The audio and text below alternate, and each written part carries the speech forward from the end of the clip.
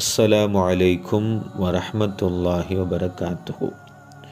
ஒரு ஞானியிடம் ஒருவர் வந்து பின்வருமாறு ஒரு கேள்வியை முன்வைத்தார். நாயகமே, நாங்கள் பல்வேறு விதமான அறிவு ஞானங்களை படிக்கின்றோம், காதினால் கேட்கின்றோம்.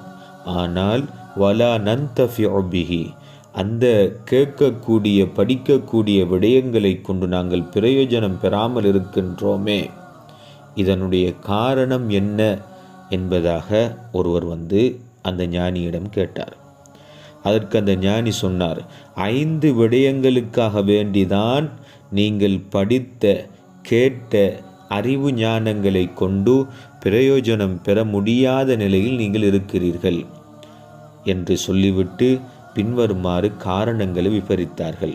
முதலாவதாக சொன்னார்கள், கது அன்அமல்லாஹு அலைக்கும் ஃபலம் தஷ்குருஹு, அல்லாஹுக்கு சுபஹானஹு தஆலா உங்களுக்கு பலவிதமாக அருள் செய்கிறான். அவனுடைய அருட்கொடைகளை பலவிதமாக உங்களுக்கு தருகிறான். ஆனால் ஃபலம் தஷ்குருஹு, நீங்கள் அவனுக்கு நன்றி செலுத்தாதவர்களாக இருக்கிறீர்கள். இது முதலாவது காரணம். இரண்டாவதாக சொன்னார்கள், நீங்கள் எத்தனையோ பாவங்களை செய்கிறீர்கள், ஆனால் நீங்கள் செய்யக்கூடிய பாவங்களுக்கு ஃபலம் தஸ்தக்ஃபிரூஹு, இஸ்திக்ஃபார் பாவ மன்னிப்பு தேடாதவர்களாக இருக்கிறீர்கள். இது இரண்டாவது காரணம். மூன்றாவதாக ஞானி சொன்னார்கள், நீங்கள் எத்தனையோ விடயங்களை தேடி தேடி படிக்கின்றீர்கள், ஆனால் நீங்கள் படித்த விடயங்களை கொண்டு அமல் செய்யாதவர்களாக இருக்கிறீர்கள்.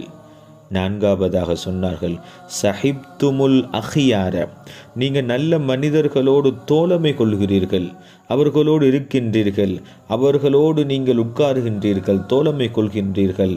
ஆனால் நீங்கள் அவர்களை பின்பற்றவில்லை. அவர்களுடைய இபாதத்துக்கள் போல், அவர்களுடைய வாழ்க்கையைப் போல் உங்களுடைய வாழ்க்கையை நீங்கள் மாற்றிக்கொள்ளவில்லை. ஐந்தாவதாக தஃபன்துமுல் அம்வாத்த, மரணித்தவர்களை நீங்கள் அடக்கம் செய்கின்றீர்கள், ஆனால் அதன் மூலமாக நீங்கள் எந்த விதமான படிப்பினையும் பெறாமல் இருக்கின்றீர்கள். இந்த 5 காரணங்களினால்தான் நீங்கள் படித்த கேட்ட அறிவுகளை கொண்டு பிரயோஜனம் பெறாமல் இருக்கின்றீர்கள் என்பதாக அந்த ஞானி அவர்களுக்கு பதில் சொன்னார்கள்.